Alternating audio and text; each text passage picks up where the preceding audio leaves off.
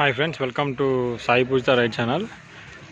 ఈరోజు కేశంపేట గ్రామంలో జరుగుతున్న సీనియర్స్ విభాగం బండలాగురు పోటీలకి రైతు కలాం బాషా గారు, నంద్యాల జిల్లా వాసులు, వారికి సంబంధించిన సీనియర్స్ విభాగం గీతలండి ఇవి.